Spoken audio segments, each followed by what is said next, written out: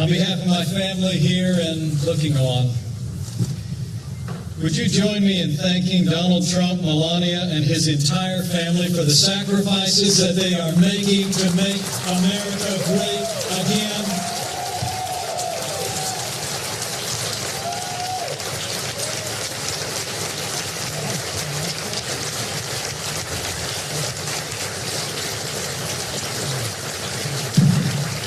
And I thank Donald Trump for the confidence you've placed in us. And I accept your invitation to run and serve as Vice President of the United States of America.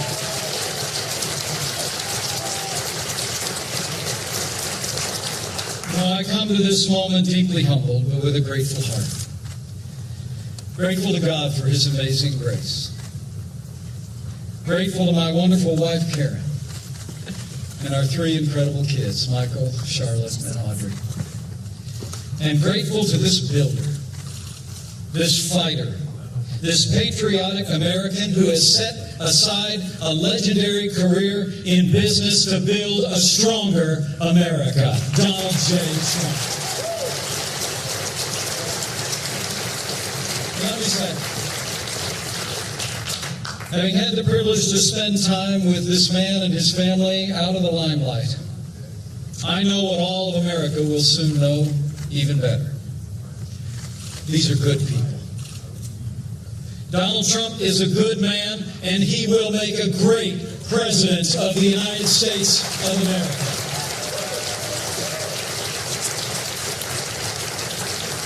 Donald Trump understands the frustrations and the hopes of the American people like no leader since Ronald Reagan.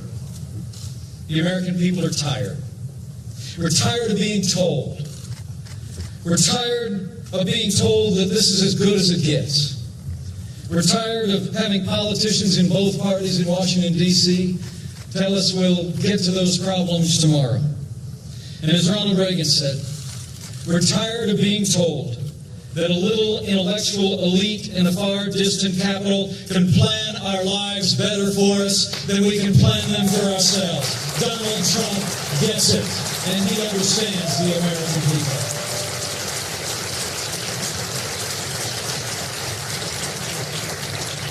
I truly am deeply humbled to be at his side today. And when I got this call last Wednesday, I could only think of that ancient question. Who am I, O Lord? And who is my family that you have brought us this far? So let me try and answer that question for a few minutes. Now, people who know me well know I'm a pretty basic guy. I'm a Christian, a conservative, and a Republican in that order.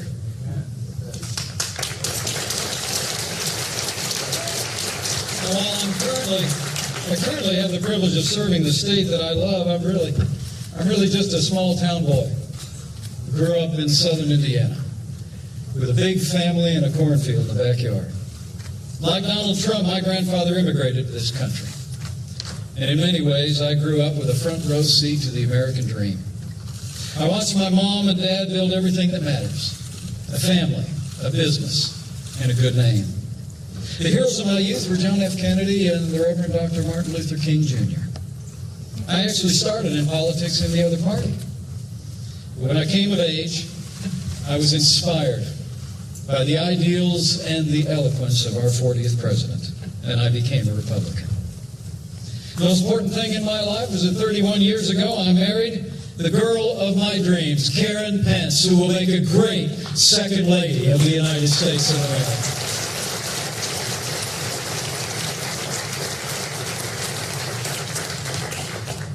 And while this office is an extraordinary office to which to aspire, the highest role I will ever play is DAD.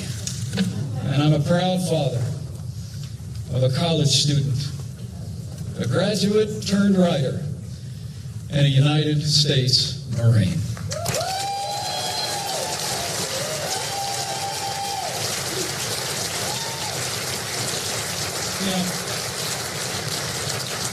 My career, I ran for Congress before the Republican Revolution, led by Newt Gingrich in 1994. I wasn't successful, By the time I got elected to Washington, D.C., sometimes I felt like I was elected after it was over. From almost my first day in Congress, I found myself battling the big spenders in both political parties. Whether opposing No Child Left Behind, the prescription entitlement, with Wall Street bailout, I fought every single day for taxpayers and fiscal responsibility when I was a member of the Congress of the United States. After the Republicans lost the Congress in 2006, I was actually unanimously elected to serve in leadership. And we fought back against the Nancy Pelosi Congress. We opposed Obamacare. We opposed their tax increases. We opposed their cap and trade. And I was part of the team that won the Congress back from Democrat control in 2010.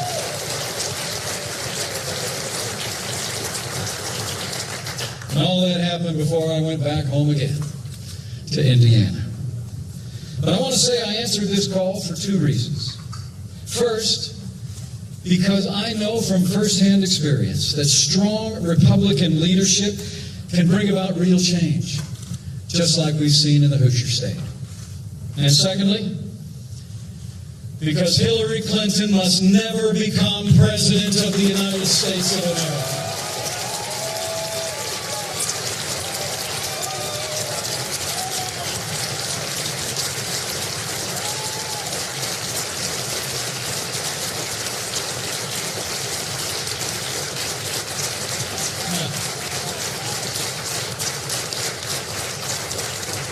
On the first point, I know what I'm talking about.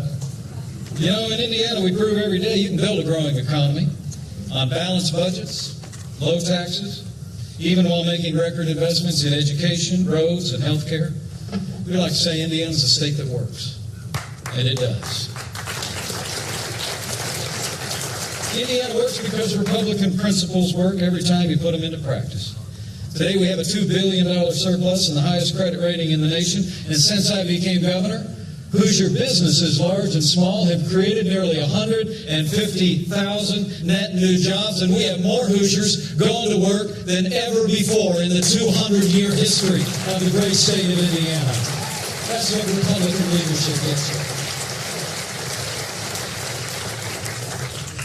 And let me say from my heart, that's what the no-nonsense leadership of Donald J. Trump will bring to Washington, D.C. Elections are about choices.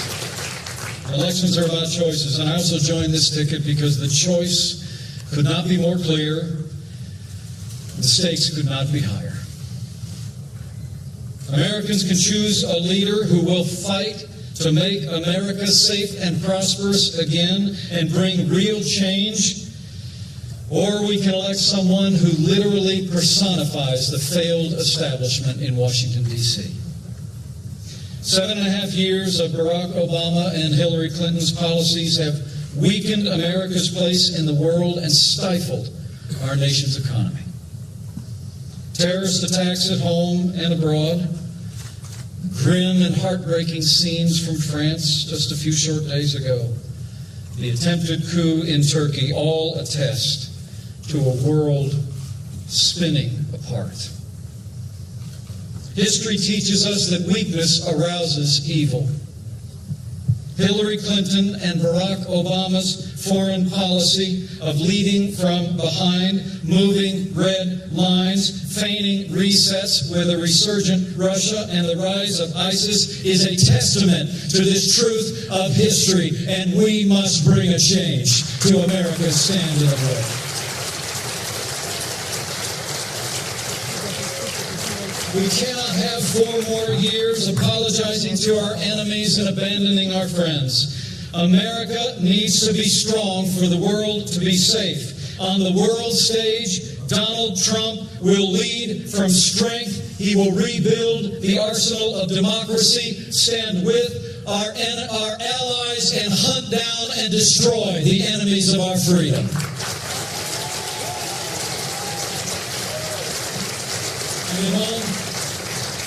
At home, the choice is just as clear. Where Donald Trump wants to cut taxes, Hillary Clinton plans to raise taxes on working families, small businesses, and family farms. Where Donald Trump is committed to repeal Obamacare, lock, stock, and barrel. Hillary Clinton looks at Obamacare as a good start and wants to take Bernie Sanders' path down to single-payer socialized medicine. Where Donald Trump supports an all-of-the-above strategy and will end the war on coal, Hillary Clinton actually promised an energy plan that would close American coal mines and put coal miners out of work. Where Donald Trump wants to build a wall and temporarily suspend immigration from countries compromised by terrorism, Hillary Clinton plans to ignore the Supreme Court, reimpose executive amnesty, and would increase our refugee program by more than 500%. And where Donald Trump will appoint justices like the late Antonin Scalia, who will uphold our Constitution, Hillary Clinton will appoint Supreme Court justices who will legislate from the bench, abandon the sanctity of life, and rewrite our Second Amendment. To every American who shares our convictions, I say to you, join us. For the sake of our security, for the sake of our prosperity, for the sake of a Supreme Court that will never turn its back on our God-given liberties, let's come together as a party and a people and a movement to make America great again, and that day begins when Donald Trump becomes the 45th President of the United States of America. Thank you for the honor. Thank you for your support, and God bless the United States of America.